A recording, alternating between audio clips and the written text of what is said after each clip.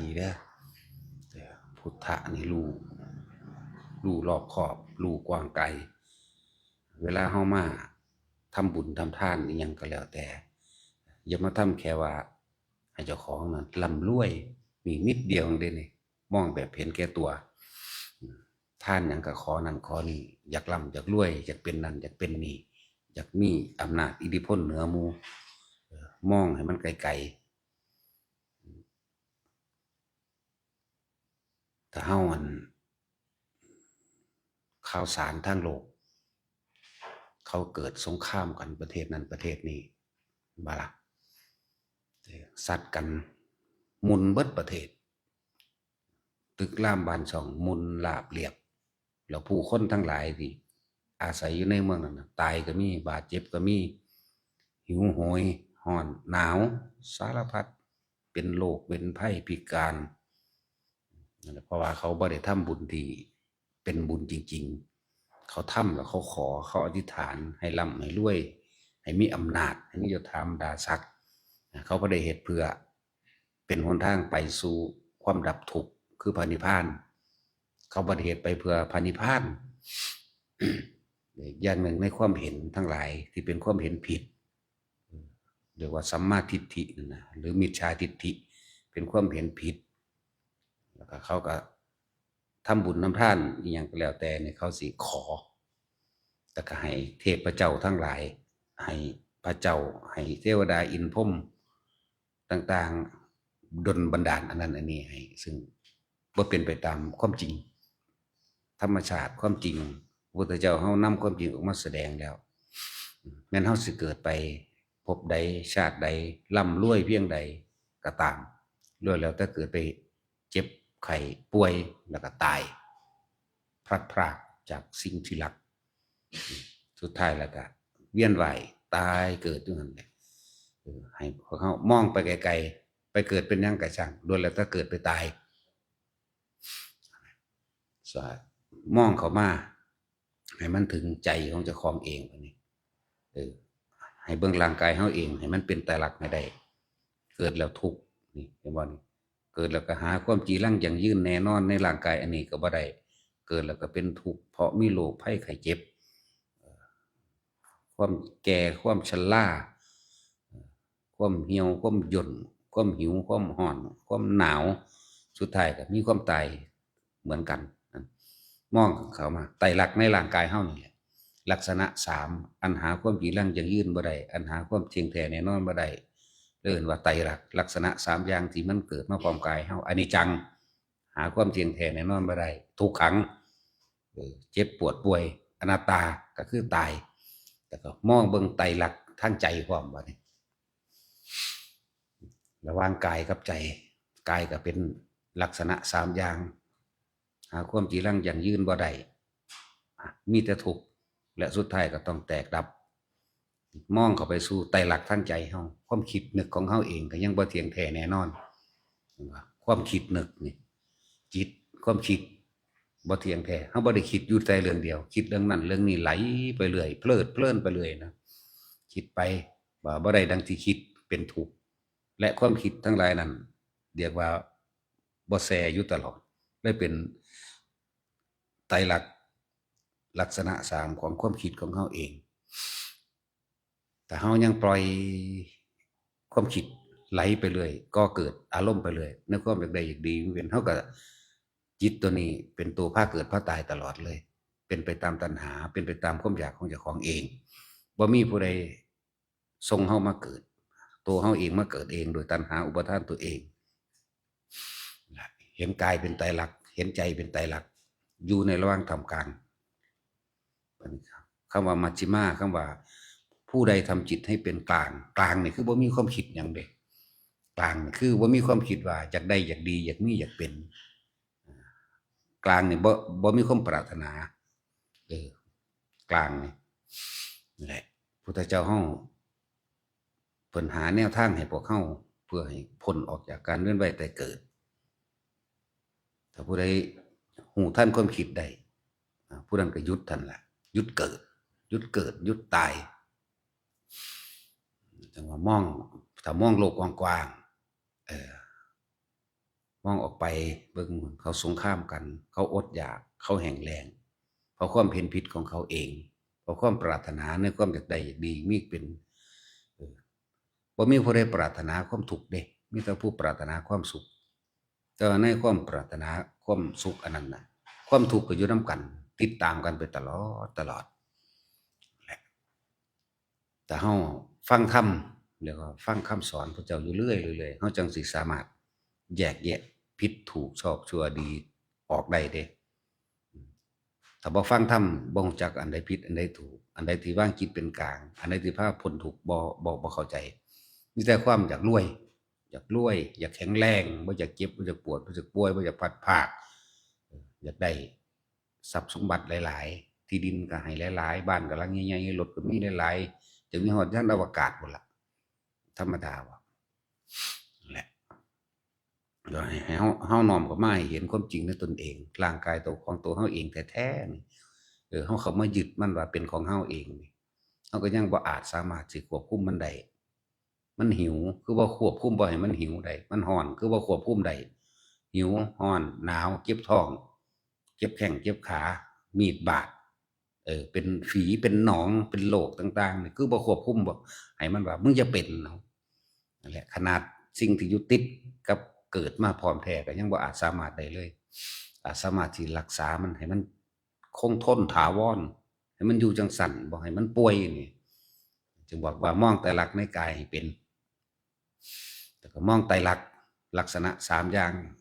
อันเป็นของบ่เที่ยงแท้แน่นอนในใจให้เป็นความคิดก็ยังบ่เที่ยงแท้แน่นอนอันใดบ่เป็นไปดังคิดก็เป็นทุกข์นั่นแล้วความคิดนี่ก็บ่ได้อยู่ในตัวเดียวบ่ได้คิดเรื่องเดียวนะหรือเป็นอนิจจังทุกขังอนัตตาร่างกายก็อนิจจังทุกขังอนัตตาใจก็เป็นอนิจจังทุกขังอนัตตาเฮาควรสิมีวิธีฝึกหัดตนเองเพื่อปล่อยจิตให้เป็นกลางให้ได้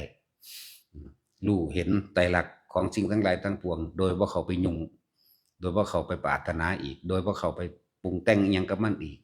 ปรุงแต่งเพื่อให้มันเป็นนั่นแหละให้มันเป็นแบบนั้นแบบนี้ที่ตัวเองอยากให้เป็นนั่นแหละจังว่าการได้ยินได้ฟังเฮ็ดให้เฮาแยกแยะเมื่อเฮาแยกแยะเป็นเฮ็ดให้เฮาเลือกได้เลือกไปทำบุญเลือกไปทานเลือกไปปฏิบัติในสถานที่ที่เพิ่นนำความจริงออกมาแสดงอย่าไปหม้องที่เขาสอนให้อธิษฐานเพื่อความร่ำรวยสอนให้บวงสรวงสอนให้แต่งแก่สะเดาะเคราะห์สอนให้บูชาพระอินทร์พระพรหมให้ดลบันดาลบ่มีความจริงทุกคนอายุมากถึงขนาดนี้แล้วชีวิตผ่านอีหยังมามากแล้วทุกอย่างมีแต่เฮ็ดเอาเฮ็ดหน้ากับตัวเองนั่นแหละเฮ็ดเอาอยากได้หยังมีแต่ตัวเฮาเองแสวงหาเอาเองบ่ได้มีผู้ใดมาดลบันดาลนั่นแหละความจริงคือตัวนี้ฉะนั้นการที่สิออกจากทุกข์กับตัวเองต้องค้นขวายดิ้นรนเอาเองบ่มีผู้ใดดลบันดาลเรียกว่าให้เห็นความจริงทิ่มให้เบิดความเชื่อถือต่างๆเกี่ยวกับฤกษ์งามยามดีสะเดาะเคราะห์การบวงสรวงการทำพิธีถวายของเพื่อให้เทพเจ้าเทวดาอินทร์พรหมดลบันดาลเลิกให้เบิดบ่เป็นไปได้นะแล้วทุกคนก็เฮ็ดมามากแล้วนานแล้วเวลาไปให้ทานบ่ว่าสิกฐินผ้าป่าใส่บาตรหรือแม้กระทั่งเขาไปไหว้พระนำวัดนะจังซี่มีแต่ขอกับขอมีต่างๆให้เขาดลบันดาลมีแต่เชื่อว่าสิ่งศักดิ์สิทธิ์สิดลบันดาลความจริงแล้วบ่มีจักอันจักอย่างบ่อดบ่อาจสามารถดลบันดาลจักอย่างให้พวกเฮาเข้าถึงความจริงบ่มีผู้ใดดลบันดาลความสุขให้ไผได้บ่มีผู้ใดสาปแช่งให้เอาความทุกข์ให้ไผได้ตัวเฮาเองเฮ็ดเองล้วนๆเลิกออกเสีย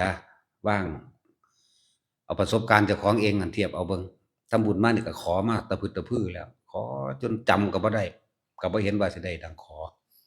นะนั่นแหละจังว่าให้หันเข้ามาตัวเองต้องเป็นกำลังให้ตัวเองต้องแสวงหาและขนขวายเองอยากได้สิ่งใดตัวเองนั่นแหละกระทำเอาเองตามความเป็นจริงตามกำลังตามความสามารถบ่แม่นให้สิ่งต่างๆทั้งหลายมันดลบันดาลเนี่ยมันดลบันดาลบ่ได้เด้อบ่ต้องไปเชื่อไปสนแล้วเลิกงามยามดีบ่มีอิหยัง ที่สิเฮ็ดให้เฮาเป็นไปตามตัณหาอุปาทานความอยากของเฮาเองได้การสะเดาะเคราะห์การปัดเป่าอาบน้ำมนต์หรือทำพิธีถวายของหัวหมูบวงสรวงอ้อนวอนศาลพระอินทร์พระพรหมหยังก็แล้วแต่บ่มีเป็นไปว่าได้พระพุทธเจ้าเฮาสอนให้พวกเฮาพึ่งพาตัวเองพึ่งพาตัวเองแล้วก็อย่าเบียดเบียนนั่นแหละหนทางมัน เฮาจังสิฟังธรรมะแบบนี้เข้าใจแต่เฮาดิ้นรนไปแต่หม้องให้เขาเขาขายของเขาขายเขาเฮ็ดพระออกมาขายจังซี้ว่าดลบันดาลโชคลาภพระศรีวลีดลบันดาลโชคลาภพระเจ้าทันใจดลบันดาลโชคลาภผิดเบิดอย่าไปพวกจังซั่นแต่ตัวเขาเองยังขายสิ่งเหล่านั้นอยู่ถ้ามันดลบันดาลได้จริงๆเขาก็เอาอันที่เขาสร้างกันมาดลบันดาลเอาเองถ้าเขามีเมตตาจริงเขาก็เอาสิ่งที่พระท่านใจอหยังนั่นน่ะดลบันดาลให้เขาได้แล้วเขาก็เอามาแจกคนเองเท่านั้นนั่นแหละมองไปจริงๆหรือการพวกสะเดาะเคราะห์ทำทามาตัวเฮามาทำนายทายทักเฮาว่าเจ้ามีเคราะห์เจ้าดวงบ่ดีจังซั่นจังซี่อย่าไปเชื่ออย่าไปสนใจนั่นเป็นวิธีหาเงินเพราะพวกเฮานั่นบ่เข้าใจความจริงบ่ฟังธรรมพระพุทธเจ้าบ่ฟังธรรมแบบนี้ก็เลยพากันหลงไหลเข้าใจว่าสิมีคนทำลายหรือสิคนมีเขาใส่ไสยศาสตร์มนต์ดำใส่ของแบบนั้นแบบนี้หลวงพ่อเว้ามาตลอดเลยมาใส่กูนี่ผู้ใดแท้มาเบิดจักรวาลนี่ก็มันบ่มีจริงมันบ่เป็นจริงแต่พวกเฮาย้านเอง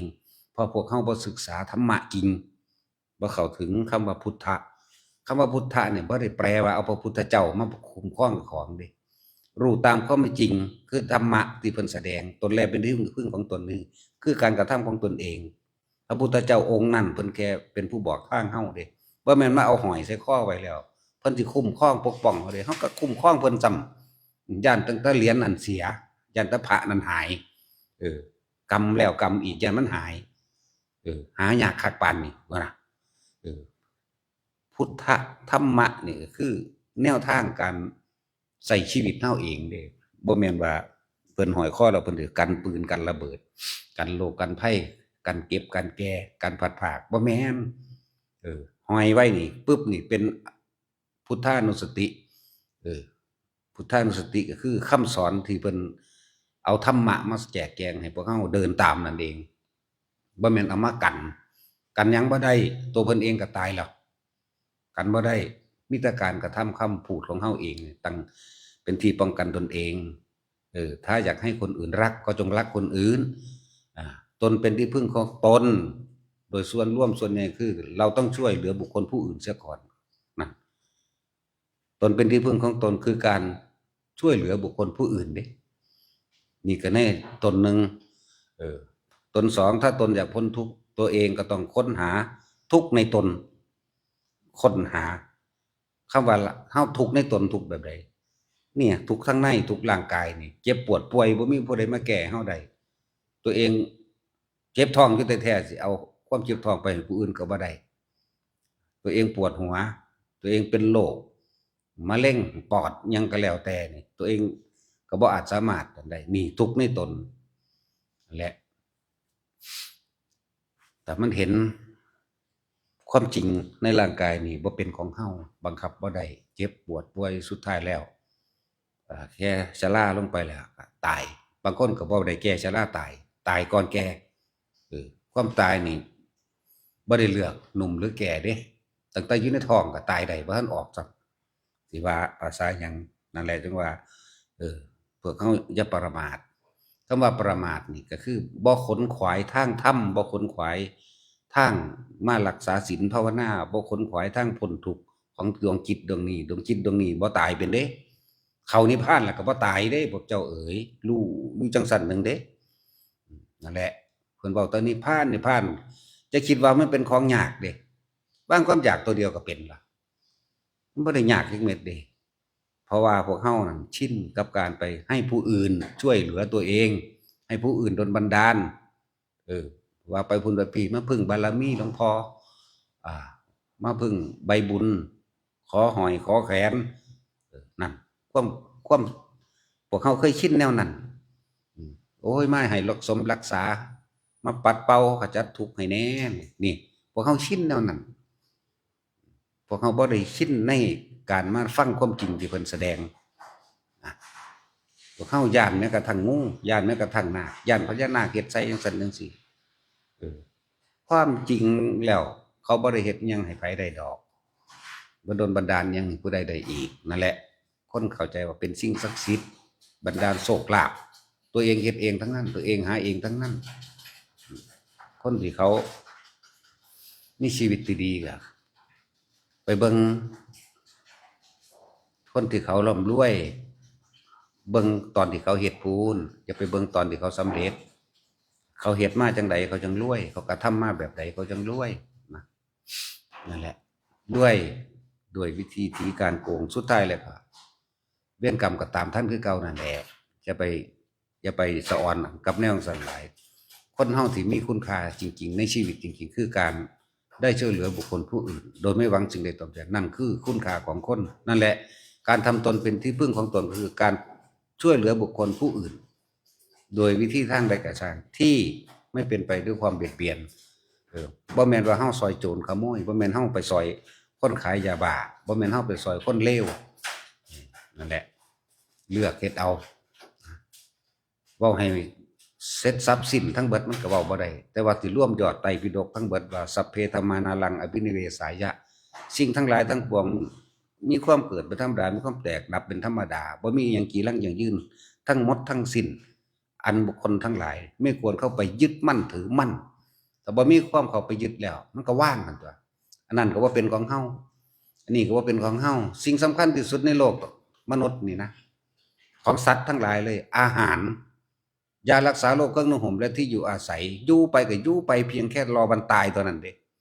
และควรทำประโยชน์ขึ้นแก่โลกมั่งขึ้นแก่สัตว์มั่งขึ้นแก่พวกเข้านี่ฆ่าสัตว์มาเท่าใดแล้วชื่อว่าไรกินสรรพสัตว์มาทั้งหลายชื่อว่าไรเลือดเนื้อทุกลูกคุ้มขนเส้นเอ็นของเฮานี่ล้วนแล้วแต่มีแต่สัตว์อื่นปนเข้ามาในนี่เบิดปลาเท่าใดโตแล้วไก่เท่าใดงัวควายเท่าใดหมูเท่าใดเป็ดเท่าใดชื่อบ่ได้นั่นแหละแต่เฮาบ่สามารถนำตนพ้นออกจากทุกข์ได้เฮาสิได้เกิดมาเป็นเบิดทุกอย่างกุ้งหอยปูปลาทุกอย่างที่เฮาเฮ็ดไปนั่นเองนั่นแหละถ้าเฮาเห็นความจริงอันนี้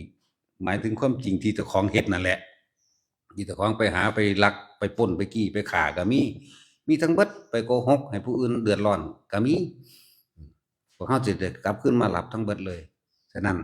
วิธีฝึกหัดปฏิบัติก็มีอยู่แล้วเป็นวิธีที่ง่ายทรงฌานเจริญฌานโดยอานาปานสติเฮ็ดตามเพิ่นโลดเฮ็ดตามเพิ่นโลดพ้นได้ทุกคนบ่ว่าสิเป็นเจ้าสิเฮ็ดกรรมหนักมาเพียงใดเว้นไว้แต่อนันตริยกรรม5ฆ่าพระพุทธเจ้ามันบ่มีผู้ใดได้ฆ่าแล้วล่ะนิ่งอนันตกรรม5คือการทำร้ายพระพุทธเจ้าแค่ว่าให้เลินน้อยๆก็ทางเดี๋ยวฆ่าพระอรหันต์ฆ่าพ่อฆ่าแม่สังฆเพศยุยงสงฆ์แตกกันในวัดมั่งวัด2วัดแตกกันมั่งมื้อนี้นอกนั้นเจ้าสิเฮ็ดมาแบบใดก็ช่างเถิดสามารถบรรลุได้เบิดเพราะว่ากรรมอันใหญ่กรรมอันหนักคารุกรรมบ่มีตัวขวางเฮ็ดได้ขอให้เฮามั่นใจแหละลมหายใจเฮาเองนั่นแหละมาฝึกเอาตัวจังได๋ฟังแล้วไปคิดมันบ่ได้แกอาศัยความคิดนั่นแหละคิดสรุปลงหาเหตุผลได้แล้วมันแม่นความเพิ่นก็จังมาฝึกเอาบัดนี้นั่นแหละจังว่าทุกคนสามารถพ้นได้ทุกคนด้วยตนเองเด้บ่มีผู้อื่นดลบันดาลเด้แต่ดลบันดาลได้เฮาบ่มาฮอดพี่พระพุทธเจ้าเสกแล้วดลบันดาลแล้วพ้นเบิดแล้วบ่มีฮอดพระโคดมจักผู้ใดสิเป็นองค์แรกเป่าเพียงเทื่อเดียวจบเลยเฮา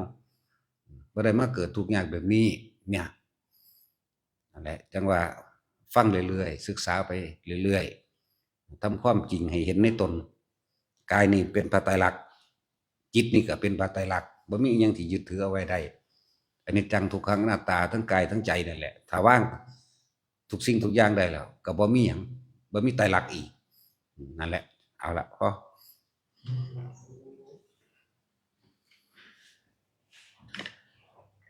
ยะถาวะริวหาปุราปริปุเรนติสาครัง เอวะเมวะสิโกติยังเตตานังอุปกัปปติอิจิตังตุมหังคิปะเมวะสมิงอันโตสัพเพปุรินตุสังกัปปะสันโทปรณโตยะถามณิโตติระโตยะถาสัพพิติโยวิวัชชันตุสัพพะโลกวินาศตุมาเตภวัตวันตรายโยสุขีทีขายุโกภวะอาภิวันธนาสิริสานิจังพุทธาปัจจายิโนตัสสะโลสัมมาวัฏันติอายุวันโนสุขังภาลัง วะตุสัพพมังคะลัง รักขันตุสัพพะเทวตาสัพพะพุทธานุภาเวนะสัทธาสุขีภวันตุเตภาวะตุสัพพมังคะลังรักขันตุสัพพะเทวตาสัพพะธัมมานุภาเวนะสัทธาสุขีภวันตุเตภาวะตุสัพพมังคะลังรักขันตุสัพพะเทวตาสัพพะสังฆานุภาเวนะสัทธาสุขีภ